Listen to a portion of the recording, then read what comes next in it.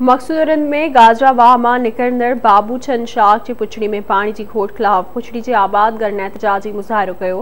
Video link ते मौजूद है आवाज़ न्यूज़ रिपोर्टर आबिद रिंजी। आबिद जी असां मौजूद आहियूं हींअर बाबूचंद शाख ते, जिते बाबूचंद शाख जी पुछड़ी जा आबादगार हिते एहतजाजी मुज़ाहिरो करे रहिया आहिनि। अचो त हिननि सां ॻाल्हायूं त हिननि जो छा चवणु आहे। शाख 5-8 साल थी विया आहिनि जेका रही पई आहे 5-7 वाटर कोर्स इहा बि असांखे जेको आहे पकी करे ॾियनि ऐं असांखे सां इंसाफ़ कनि। असांजो पाणी जेको हिननि रोकियो आहे महिरबानी करे असांखे ॾियनि, जीअं असांखे मजबूर न कनि। असां जेकर इंसाफ़ न मिलियो त पंहिंजे पाण ते बाहि ॾेई असां पंहिंजे पाण खे साड़ींदासीं। बराए महिरबानी असांखे जेको आहे पाणी ॾिनो वञे। हिते हज़ारों खानदान आहिनि, हिकिड़े हिकिड़े तबाह थी विया आहिनि। सभु महांगाई जो दौर आहे। 8,000 रुपया DAP जी बोरी आहे, 2500 रुपया यूरिया जी बोरी आहे। कंहिंखे यादगिरी कान्हे। शाख पकी नथी थिए, सिर्फ़ु रिंधनि जी शाख रही पई आहे, ॿियो सॼो ठही पई आहे, सिर्फ़ु रिंधनि जी पकी शाख बि नथी थिए।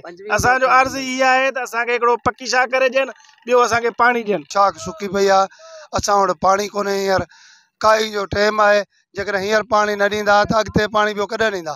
हींअर जेकर पाणी हिननि जी मजबूरी थी आहे, जेकर हींअर पाणी ॾींदा असांखे त वरी अॻिते असां तंग जो अॻिते हली असां हिननि खे तंग कयो। वाटर टोटल भॻा पिया आहिनि। 4 लख 5 लख हिते दाम लॻो पियो आहे। 4 लख 5 लख रुपया वाटर। तव्हां बाबूचंद शाख जे आबादगारनि जा व्यूज़ ॿुधा। हिननि जो इहो चवणु आहे त बाबूचंद शाख में पाणी जी शदीद खोट आहे ऐं हींअर असांजे फसल जो काहीं जो टाइम आहे, पर असां अञा फसल नाहे काहे सघिया, जंहिं सबबु असां सख़्तु परेशान आहियूं ऐं असांखे सख़्तु माली माशी नुक़सानु थींदो।